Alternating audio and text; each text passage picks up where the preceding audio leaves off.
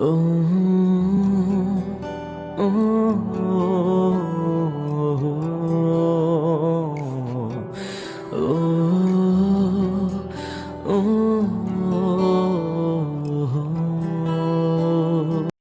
বন্ধুরা মিলে বিকেলে বাজারে যাচ্ছি, কিন্তু সাগর কাছে এসে দেখি অনেক মানুষ দাঁড়িয়ে আছে। কাছে যেতে দেখি সাগর মাঝখানে চেয়ারম্যানের মাইয়া ইরা আর তার বান্ধবীরা বসে আছে। রাগে মাথা গরম হয়ে গেল।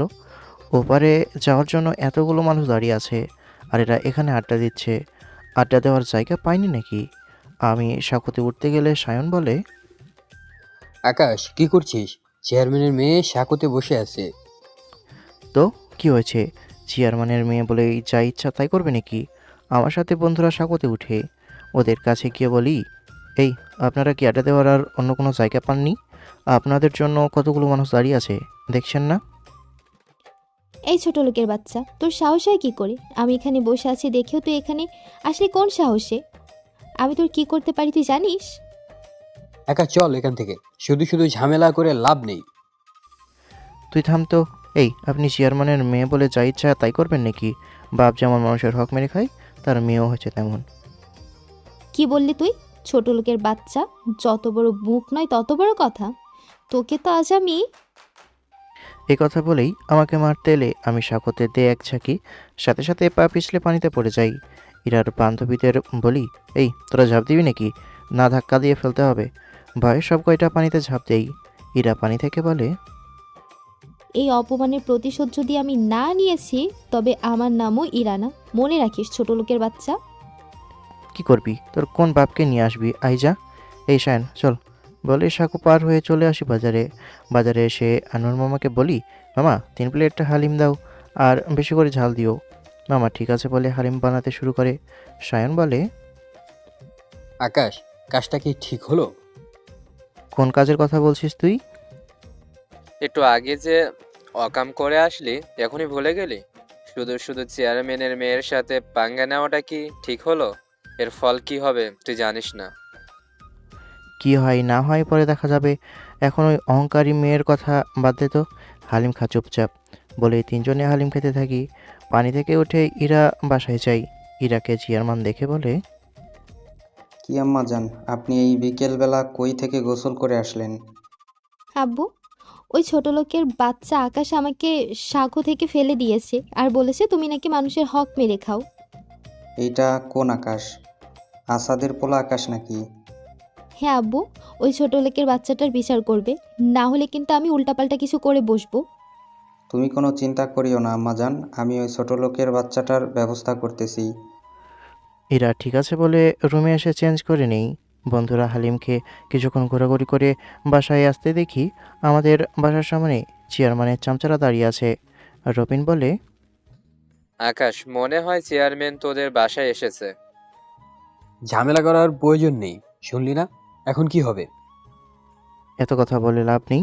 আয় তো বাড়ির ভিতরে গিয়ে দেখি কাহিনী কি। বলেই বাড়ির ভিতরে গিয়ে দেখি চেয়ারম্যান একটা চেয়ারে বসে আছে। পাশে বসে আছে ইরা, আর আম্মু মাথা নিচু করে সামনে দাঁড়িয়ে আছে। আমাকে দেখে ইরা বলে, আব্বু, ওই যে ছোট লোকটা এসেছে। এখানে এত চামচা নিয়ে আসার কারণ কি চেয়ারম্যান সাহেব? তোর এত বড় সাহস, তুই আমার মেয়েকে অপমান করিস, আবার আমাকে বলিস আমি নাকি মানুষের হক মেরে খাই? ভুল কি বলেছি? আর আপনার মেয়ে এত জায়গা থাকতে সাঁকোতে কেন গিয়ে বসেছিল? আপনার মেয়ের জন্য মানুষ পারাপার হতে পারছিল না। আমার মেয়ে যেখানে ইচ্ছা সেখানে গিয়ে বসে থাকবে, তাতে তোর কি রে, ছোট লোকের বাচ্চা? নিজের মেয়ের অন্যায় চোখে পড়ে না আপনার? নিজের মেয়েকে শাসন না করে এখানে এসেছেন আমার বিচার করতে। আকাশ, চুপ কর বাবা। ইরার কাছে ক্ষমা চেয়ে নে। কেন আমি ক্ষমা চাইবো মা? ভুল তো ওই অহংকারী মেয়েটির। চেয়ারম্যান বাসা থেকে উঠে চেয়ারম্যান বাসা থেকে উঠে এসে আমার গালে থাপ্পড় দিয়ে বলে, তুই আমাকে ঠিক ভুল শিখাবি? আজ তোর এমন অবস্থা করব, আর কোনোদিন আমাদের মুখের ওপর কথা বলার সাহস পাবি না। এটা বলেই কোমর থেকে বেল্ট খুলে আমাকে মারতে থাকে। আমি চুপচাপ দাঁড়িয়ে আছি। এরা দিকে তাকিয়ে দেখি সে হাসছে। বেল্টের আঘাতে শরীরের সাদা টি শার্ট লাল হয়ে গেছে রক্তে। আম্মু চেয়ারম্যানের পা জড়িয়ে ধরে কান্না করতে করতে বলে, চেয়ারম্যান সাহেব, আমি আপনার পায়ে পড়ছি। আমার পোলাডারে আর মারবেন না। এবারের মতন আমার পোলাডারে মাপ কইরা দেন। আর কখনো আমার পোলা আপনার মেয়ের সাথে বেয়াদবি করবে না। তোমার পোলারে সাবধান কইরা দিবা, এরপর যদি আমার মেয়ের পিছনে লাগতে আসে তবে সেই দিন জানে মাইরা ফেলবো। চুপচাপ মাথা নিচু করে আছি, শরীর ব্যথা করছে। ইরা আমার কাছে এসে বলে, কে রে ছোট লোকের বাচ্চা, আমার পেছনে লাগার পরিণাম কি হয় বুঝেছিস তো? এরপর ভুল করে আমার পেছনে লাগতে আসবি না। আমি মাথা নিচু করে দাঁড়িয়ে আছি। ইরা ওর আব্বুকে নিয়ে চলে যায়। আম্মু আমাকে জড়িয়ে ধরে কান্না করে দেই। এতটাই আঘাত করেছে আমি হাঁটতে পারছি না। সায়ন আর রবিন আমাকে ধরে রুমে নিয়ে গিয়ে বিছানায় শুয়ে দেই। আম্মু বলে, তোরা একটু ওর টি শার্টটা খুলে দে, আমি তেল গরম করে আনতেছি। বলে আম্মু চলে যায় তেল গরম করতে। সায়ন আমার টি শার্ট খুলে দিয়ে আমার শরীর দেখে আটকে উঠে। শরীরের চামড়া ফেটে রক্ত বের হচ্ছে। কতবার বললাম ঝামেলা করিস না, শুনলি না। এখন দেখলি তো কি হলো। আমি শুয়ে ব্যথায় কাতরাচ্ছি। মনে হচ্ছে কেউ আমার গায়ের চামড়া তুলে নিচ্ছে। খুব কষ্ট হচ্ছে, ব্যথায় চোখ দিয়ে পানি পড়ছে। একটু পরে আম্মু তেল গরম করে এনে আমার গায়ে দিচ্ছে আর কান্না করতে করতে বলছে, আমার পোলার এই অবস্থা যে করছে, তুমি তাদের বিচার করো আল্লাহ। আমার বাপ মরা পোলাডারে এমন পশুর মতো মেরেছে। চাচি, আপনি ওর গায়ে তেল মালিশ করুন, আমি ডাক্তারকে নিয়ে আসি। আম্মু ঠিক আছে বলে গায়ে তেল মালিশ করতে থাকে। রবিন চলে যায় ডাক্তার আনতে। চলুন এবার আমার পরিচয়টা দিয়ে দিই। আমি আকাশ হাওলাদার। বাবা মারা গেছে 5 বছর আগে। আম্মু আর আমি আমাদের সংসার। আব্বু মারা যাওয়ার আগে আমাদের জন্য অল্প কিছু জমি রেখে গেছে। সেই জমি চাষ করে আমাদের সংসার আর আমার পড়ালেখার খরচ চলে। রবিন আর সায়ন মধ্যবিত্ত পরিবারের ছেলে। রবিনের বাবা একজন স্কুল শিক্ষক আর সায়নের বাবার একটা মুদি দোকান আছে। আমরা তিনজনই এবার অনার্স ফাইনাল ইয়ারে পড়ছি। আর ইরা আমাদের এলাকার বাবুল চেয়ারম্যানের একমাত্র মেয়ে। ইরার বয়স যখন 8 বছর তখন ইরার আম্মু মারা যায়। খুব অহংকারী আর দেমাকি মেয়ে। ইরা বাবার টাকার গরমে গরিব মানুষকে মানুষ বলে মনে করে না। ইরা এবার MBA করছে। বাকিটা গল্পের সাথেই থাকুন, জানতে পারবেন। ওইদিকে ছোট লোকটাকে একদম উচিত শিক্ষা দিয়েছিস। কত বড় সাহস তোর পেছনে লাগে। আজকের মায়ের কথা মনে থাকলে আর কখনো আমার পেছনে লাগবে না। একে তো আমাকে পানিতে ফেলেছে, আবার আমার আব্বুর সম্পর্কে উল্টাপাল্টা কথা বলা। ছোট লোক কোথাকার। এরা যাই বলিস না কেন, ছোট লোকটার আজ উচিত শিক্ষা হয়েছে। আমার তো আজ ঈদ ঈদ লাগছে। ছোট লোকটা মার খাইছে। যখন আঙ্কেল মারছিল তখন মুখটা দেখার মতো ছিল ছোট লোকটার। তবে এটাই শেষ নয়, আগে আগে দেখো হোতা হে ক্যা। বলেই তিনজনে একসাথে হেসে দেই। একটু বড় ডাক্তার এসে আমাকে থেকে কিছু ব্যথার মেডিসিন আর একটা মলম দিয়ে যায়। রবিন আর সায়ন আর কিছু সময় থেকে চলে যায়। রাতে আম্মু আমাকে খাইয়ে দিয়ে মেডিসিন খাইয়ে দিয়ে গায়ে মলম লাগিয়ে দেই। আমার মাথার পাশে বসে মাথায় হাত বুলিয়ে দিচ্ছে। শরীর এখনও খুব ব্যথা করছে। আম্মুকে বললাম, আচ্ছা আম্মু, গরিবরা কি মানুষ না? গরিবের কি কোনো বাঁচার অধিকার নেই? আল্লাহ কেন আমাদের গরিব করে বানালেন? এই পৃথিবীতে গরিবরা শুধু অপমান আর অন্যায় সহ্য করেই বেঁচে থাকবে বাবা। তুই আর কখনো ওই চেয়ারম্যানের মেয়ের সাথে কোনো ঝামেলা করিস না। তোর কিছু হয়ে গেলে আমি যে মরে যাব। তুই ছাড়া যে আমার এই পৃথিবীতে আর কেউ নেই। ঠিক আছে মা, বলে চোখ বন্ধ করে ঘুমানোর চেষ্টা করি। একটু পরে ঘুমিয়ে পড়ি। পরের দিন সকালে ঘুম থেকে উঠে মনে হচ্ছে ব্যথা কিছুটা কমেছে। একটা টি শার্ট গায়ে দিয়ে ফ্রেশ হয়ে আম্মুর কাছে যেতেই আম্মু বলে, এখন কেমন লাগছে বাবা? এখনো কি শরীরে ব্যথা আছে? হালকা আছে মা, খুব ক্ষুধা পেয়েছে, খেতে দাও। তুই ঘরের ভিতরে যা, আমি খাবার নিয়ে আইতাছি। ঠিক আছে বলে রুমে এসে মাথায় হাত দিয়ে বসে আছি। একটু পরে আম্মু খাবার নিয়ে এসে বলে, কিরে বাবা, মাথা ব্যথা করছে তোর? না আম্মু, আমি ঠিক আছি, খাইয়ে দাও। আম্মু আমাকে খাইয়ে দিয়ে মেডিসিন খাইয়ে দিয়ে চলে যায়। একটু পরে আমি কাস্তে নিয়ে জমিতে যেতে নিলে আম্মু বলে, কিরে বাবা, এই অসুস্থ শরীর নিয়ে তুই জমিতে কেন যাইতেছিস? একটু কাজ আছে মা, জমিতে বেশি সময় লাগবে না, একটু পরেই চলে আসবো। আচ্ছা, দেরি করিস না, তাড়াতাড়ি চলে আসিস। ঠিক আছে বলে জমিতে চলে আসি। কিছু সময় কাজ করে জমির আইলে বসে আছি। কোথা থেকে ইরা আর তার বান্ধবীরা এসে আমার সামনে দাঁড়াই। ছোঁয়া বলে, আরে কই মাছ না, কুকুরের মতন সহজে মরে না। বলে তিনজনে একসাথে হেসে দেই। আমি কিছু না বলে উঠে হাঁটতে গেলে ইরা বলে, এখানে কাজ না করে আমাদের বাসায় চাকরির কাজ কর, বেশি বেশি টাকা পাবি। দেখুন শুধু শুধু কেন আপনারা আমার সাথে পায়ে পা দিয়ে ঝগড়া করতে চাইছেন? আমি তো আপনাদের সাথে কথা বলতে চাইনি। সোজা না হয়ে কি উপায় আছে? আবার আব্বুকে বাজে কথা বলা, তার শাস্তি তো কম হয়ে গেছে, এখন আরও বাকি।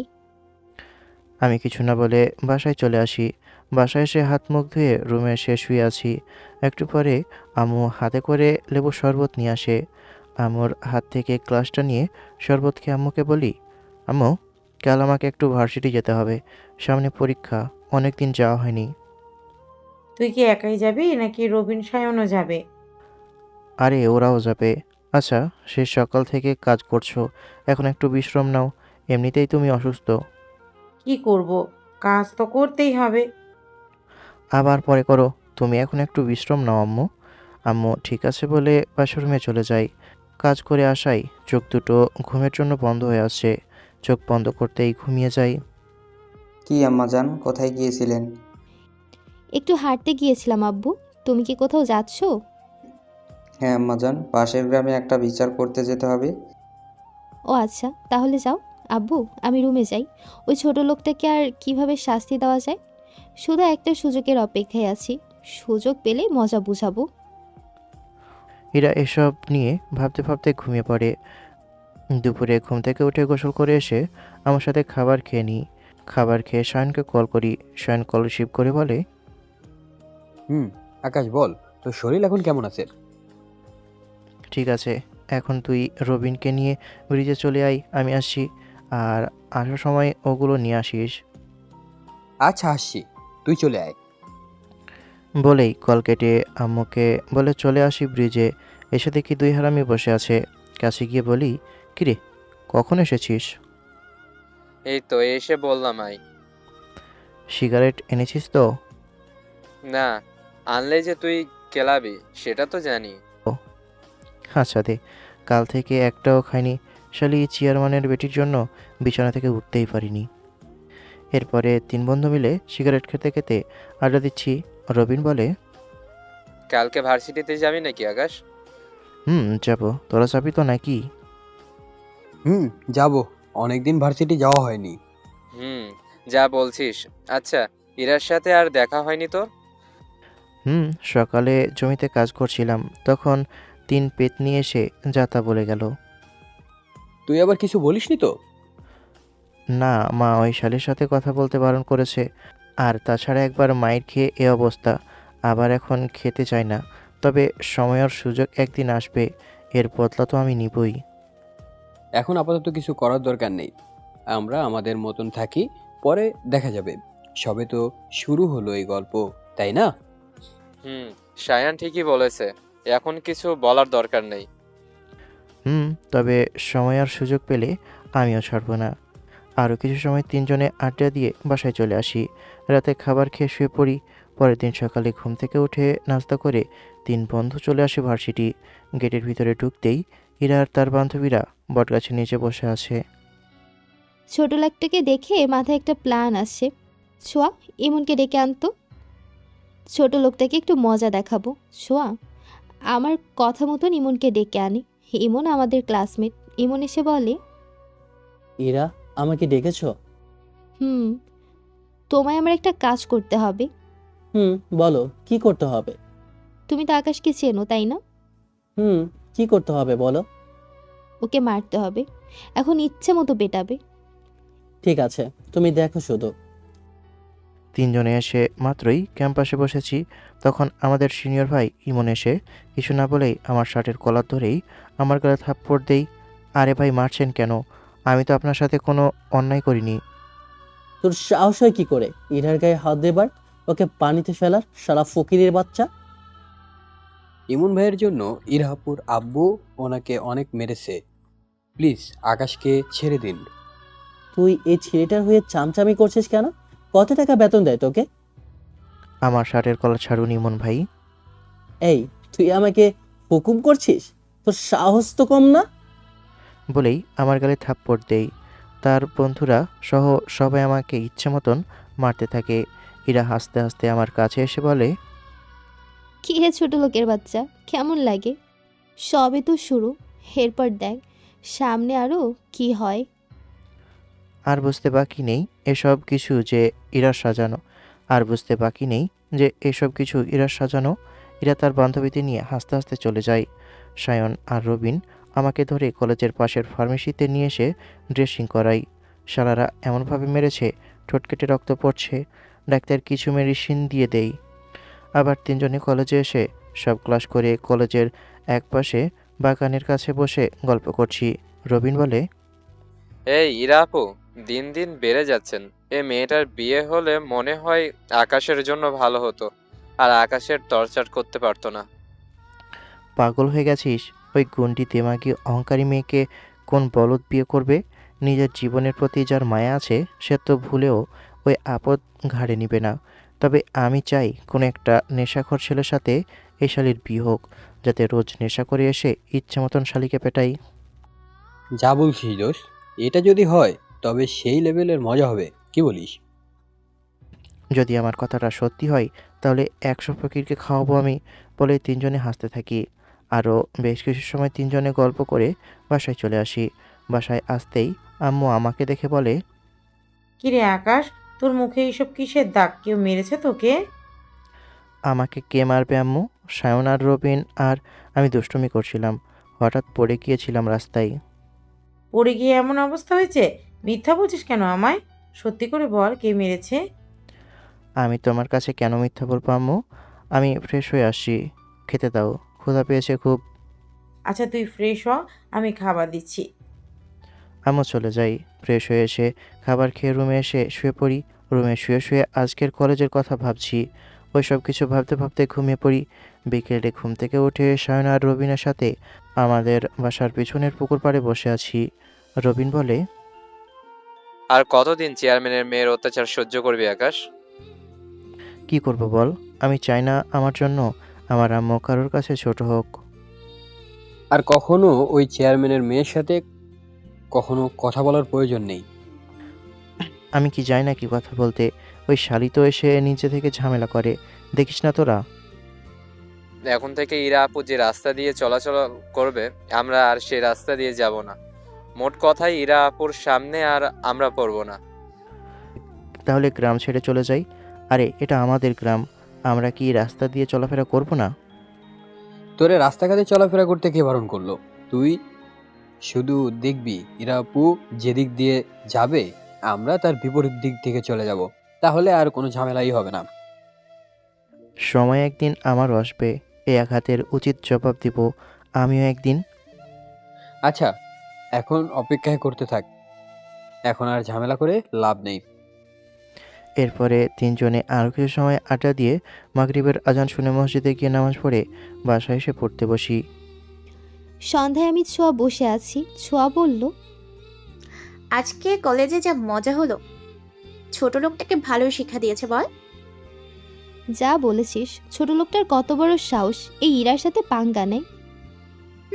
যেখানে কেউ তোর সামনে দাঁড়িয়ে কথা বলার সাহস পায় না, সেখানে ছোট লোকটা তোকে পানিতে ফেলে দেয়, আবার আঙ্কেলকে নিয়ে বাজে কথা বলে। তার জন্য ইচ্ছা মতো পেটালাম। পড়তে পড়তে কখন 10টা বেজে গেছে বুঝতে পারিনি। আম্মু এসে খেতে ডেকে যাই। বই বন্ধ করে আম্মুর সাথে খাবার খেয়ে রুমে এসে আরও কিছু সময় পরে ঘুমিয়ে যাই। পরের দিন সকালে ঘুম থেকে উঠে ফজরের নামাজ পড়ে জমিতে চলে যাই। কাজ শেষ করে বাসায় এসে গোসল করে খাবার খেয়ে কলেজে যাচ্ছি। সায়ন, আমি আর রবিন সাগর কাছে আসতে দেখি ইরা পর তার বান্ধবীরা দাঁড়িয়ে আছে। রবিন বলে, আমার একটা ঝামেলা হবে আকাশ, প্রয়োজন নেই শুধু শুধু ঝামেলা করার। কলেজে লেট হয়ে যাবে। সাঁকো পার না হয়ে এগুলো দাঁড়িয়ে আছে কেন? চেয়ারম্যানের মেয়ে বলে কথা, যা মনে আসে তাই কর। কার ক্ষতি হচ্ছে দেখার সময় কি আছে নাকি ওদের? আচ্ছা চল তো দেখি কি সমস্যা। এই হিরোগিরি করার জন্য কোনো প্রয়োজন নেই, পর থেকে কিছু হয়ে গেলে কি হবে? কোনো ঝামেলা হবে না, চল। তিনজনে সামনে এগিয়ে যেতেই দেখি সাঁকোতে একটা সাপ বসে আছে। মনে মনে বলি, নিজেই তো একটা কালনাগিনী, এত ভয় পাওয়ার কি আছে? আমার তো দুঃখ হচ্ছে সাপটার জন্য। এই কালনাকিনির ছোবল খেয়ে সাপটা বেচারা আবার না মারা যায় এসব ভাবছি। তখন ওই ইরা আর তার বান্ধবীরা আমাদের দিকে তাকাই। ছোঁয়া আমার কাছে এসে বলে, আকাশ, সাপটা একটু তাড়িয়ে দাও না, কলেজে যাওয়ার জন্য লেট হচ্ছে। কেন, আপনারাই কি শুধু সাপকে ভয় পান নাকি? আমরা কি ভয় পাই না নাকি? আর সাপ কি আমাদের আত্মীয় হয়? আর সাপ কি আমাদের আত্মীয় হয় নাকি যে আমাকে কিছু বলবে না? ছেলে মানুষ হয়ে তুমি এই কথা বলছো? যাও না, একটু তাড়িয়ে দাও না। কিছু না বলে সাঁকোর দিকে এগিয়ে যেতে গেলে সায়ন বলে, এই হিরোগিরি করার জন্য কোনো প্রয়োজন নেই। পর থেকে কিছু হয়ে গেলে কি হবে? কিছু হবে না, আমি আসছি বলে সাঁকোর দিকে এগিয়ে গিয়ে সাপটা সামনে বসে আস্তে আস্তে বললাম, প্রাণের মায়া থাকলে যা বাবা, আমার পিছনে কালনাকিনি দাঁড়িয়ে আছে, রেগে গেলে তোর জীবন শেষ। আমি সাপটার দিকে হাত বাড়িয়ে দিতেই আমার হাতে সাপটা পেঁচিয়ে যায়। এটা দেখে সবার চোখ রীতিমতো কপালে ওঠার অবস্থা। ইরাপু তার বান্ধবীর কানে কানে বলে, কি রে, ছোট লোকটা কি জাদুকর নাকি সাপকেও নিজের বশে নিয়ে ফেলেছে? আমিও তো তাই ভাবছি, সাপ এত সহজে কারোর বশে আসে? আমি সাপটাকে পানির কাছে নিয়ে যেতেই আমার হাত থেকে ধীরে ধীরে পানিতে চলে যাই। বন্ধুদের কাছে আসতেই রবিন বলে, কিরে ভাই, তুই আবার সাপকে বশ করতে শিখলি কবে থেকে? এসব কিছুই না, আচ্ছা চল, কলেজ লেট হয়ে যাচ্ছে। তিনজনে সাঁকোতে উঠে পার হয়ে গাড়িতে উঠে চলে আসি কলেজে। কলেজে এসে সকল ক্লাস শেষ করে কিছু সময় গল্প করে বাসায় আসতেই দেখি বাসার সামনে অনেক মানুষের ভিড়। এটা দেখে ভয় আমার পা সামনের দিকে এগোচ্ছে না। আমার আবার কিছু হলো না তো? কলেজের ব্যাগটা রেখে দৌড়ে বাসার ভিতরে যেতে দেখি ডাক্তার চাচা আম্মুকে চেক আপ করছে। আমি কাছে গিয়ে বলি, ডাক্তার চাচা, কী হয়েছে আম্মুর? আমি যতটুকু বুঝতে পারছি, মাথায় যে টিউমার ধরা পড়েছিল সেটা এখন বড় হয়ে গেছে। যত দ্রুত সম্ভব কোনো বড় হসপিটালে নিয়ে গিয়ে অপারেশন করার ব্যবস্থা করো, নয়তো অনেক বড় ক্ষতি হয়ে যাবে। যদি পারো আজ নিয়ে যাও, যত লেট করবে ততই তোমার আম্মুর জন্য বিপদ। কত টাকার মতন লাগবে ডাক্তার চাচা? সঠিক বলতে পারছি না, তবে কম হলেও 3-4 লাখ টাকা লাগবে। ডাক্তার চাচার কথা শুনে মাথায় আকাশ ভেঙে পড়ার অবস্থা। এত টাকা আমি কোথায় পাবো? কোথা থেকে নিয়ে আসবো? কিন্তু আমার আম্মুকে যে করে হোক বাঁচাতেই হবে।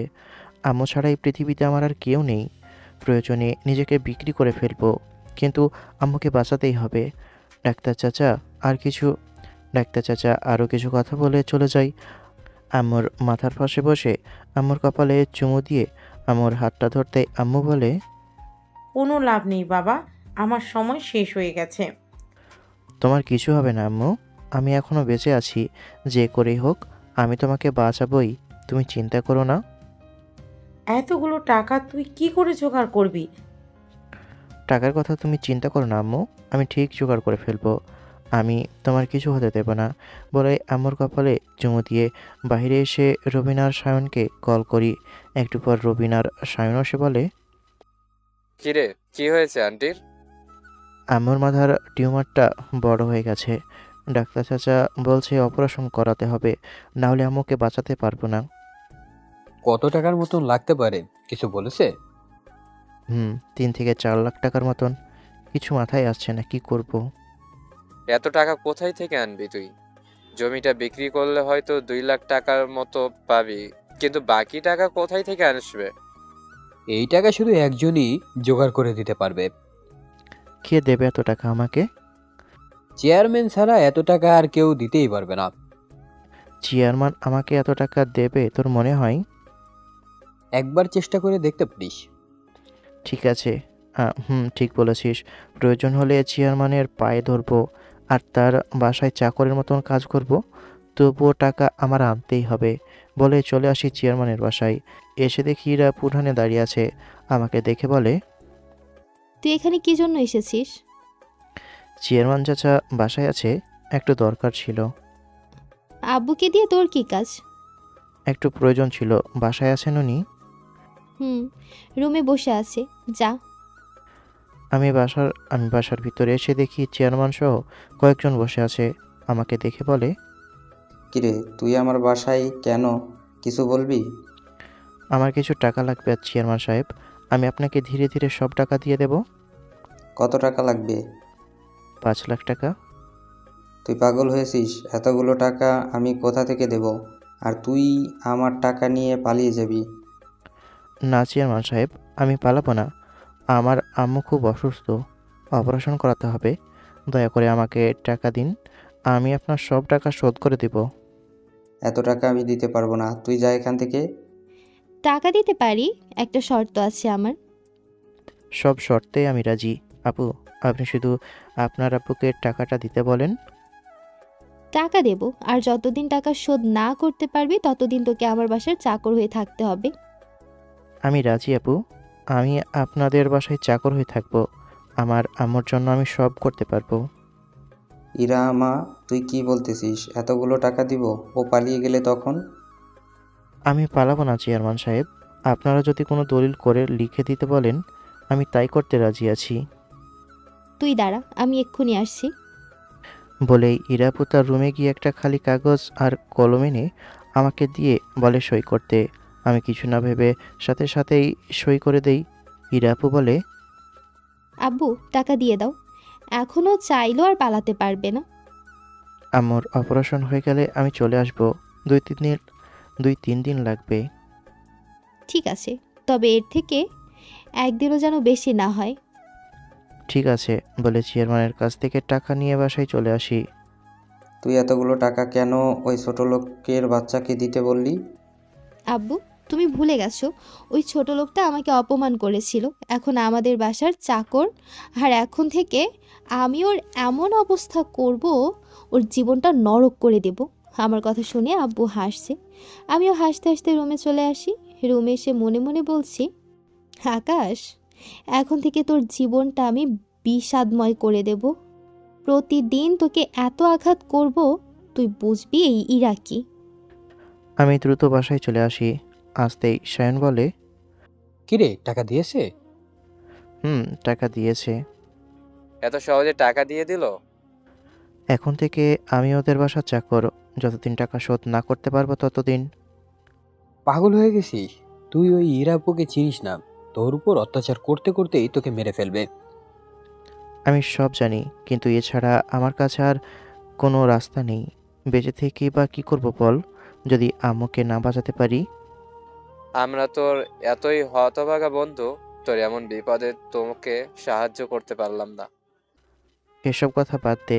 আর শোন, আম্মু যেন এখনোই কিছু না জানতে পারে। চল, আম্মুকে আজই হাসপাতালে নিয়ে যাব। আম্মুর কাছে গিয়ে আম্মুকে বললাম, আম্মু চলো, আজই তোমাকে হাসপাতালে নিয়ে যাব। টাকার ব্যবস্থা হয়ে গেছে। এতগুলো টাকা তুই কি করে জোগাড় করলি বাবা? চেয়ারম্যানের থেকে এনেছি, পরে কাজ করে শোধ করে দেব। এখন চলো, আম্মুকে নিয়ে চলে আসি হাসপাতালে। ডাক্তার আম্মুকে কিছু টেস্ট করতে বলে। টেস্ট করানো শেষে ডাক্তার বলে, দেখুন, আপনার আম্মুর যে অবস্থা, কালকের মধ্যেই অপারেশন করতে হবে। তাহলে তাই করুন ডাক্তার। আপনি ক্যাশ কাউন্টারে গিয়ে 4 লাখ টাকা জমা করে দেন আজই। ঠিক আছে ডাক্তার, আমি এখনই যাচ্ছি। আমি গিয়ে ক্যাশ কাউন্টারে টাকা জমা করে আম্মুর কেবিনে আসতেই আম্মু বলে, ডাক্তার কি বললো বাবা? কাল তোমার অপারেশন। আম্মু, তুমি আবার আগের মতন সুস্থ হয়ে যাবে। তোর খুব কষ্ট হচ্ছে যাচ্ছে না রে? তোমার জন্য আমি সব করতে পারবো আম্মু, আর আমার কোনো কষ্ট হচ্ছে না। তুমি এখন একটু ঘুমাও, কাল সকালে তোমার অপারেশন হবে। সরি, তোর খুব কষ্ট হয়ে যাচ্ছে না রে বাবা? মুচকি হেসে আম্মুর মাথার পাশে বসে কপালে চুমু দিয়ে মাথায় হাত বোলাতে বোলাতে মনে মনে বলি, মায়া আর মমতা মাখা স্নেহ দিয়ে কতটা কষ্ট করে আমাকে তুমি মানুষ করেছো। একটু আঘাত পেলেই মা বলে কেঁদে উঠেছি। কখনো যেন বিপদে না পড়ি সেজন্য সবসময় পাশে থেকেছো। যত আয়ু খোদা আমাকে দিয়েছে তার সবটুকু যেন তোমাকে দেই। তোমার পায়ের নিচেই যে আমার বেহেশত। তোমার মুখের হাসিতে আমার সমস্ত সুখ খুঁজে পাই। তোমার জন্য আমি সব করতে পারবো আম্মু, সব। বলেই চোখে হাত দিয়ে দেখি চোখের কোণে পানি চলে এসেছে। চোখের পানি মুছে চেয়ারে হেলান দিয়ে চোখ বন্ধ করে আছি। কিরে, তুই তোর শত্রুকে এতগুলো টাকা দিচ্ছিস কেন? সবে তো মাত্র পার্টি শুরু হলো বান্ধবী। কি বলে যাচ্ছিস পাগলের মতো? কিসের পার্টি? টাকা তো আর এমনি এমনি দেইনি, টাকার বিনিময়ে আমাদের বাসার চাকর হয়েছে ওই ছোট লোকটা। বলিস কি?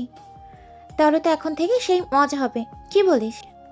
অবশ্যই এই ছোট লোকটার জীবন আমি নরক বানিয়ে দেব। সেদিনের অপমান আমি আজও ভুলিনি। যদিও মার খাইয়েছি, তাতে আমার মন ভরেনি। তিল তিল করে ওই ছোট লোকটাকে আমি আঘাত করব। সাথে আমিও আছি বান্ধবী। তোর চাকরটা কই? ওর মাকে নিয়ে হাসপাতালে গেছে, কাল অপারেশন, কয়েকদিনের মধ্যে চলে আসবে। আমার পাশে বসে কখন ঘুমিয়ে গেছি জানি না। ঘুম ভাঙে ফজরের আজানের সুরে। ঘুম থেকে উঠে ফ্রেশ হয়ে অজু করে আমার পাশে বসে ফ্লোরে নামাজ আদায় করি। দুহাত তুলে মোনাজাত করে বলি, হে রব্বুল আলামিন, তুমি তো এই সমস্ত পৃথিবীর মালিক। তোমার কথা ছাড়া তো এই পৃথিবীতেই কিছুই হয় না। আমি তোমার এক পাপী বান্দা। তোমার কাছে 2 হাত তুলে আমার আম্মুকে ভিক্ষা চাই।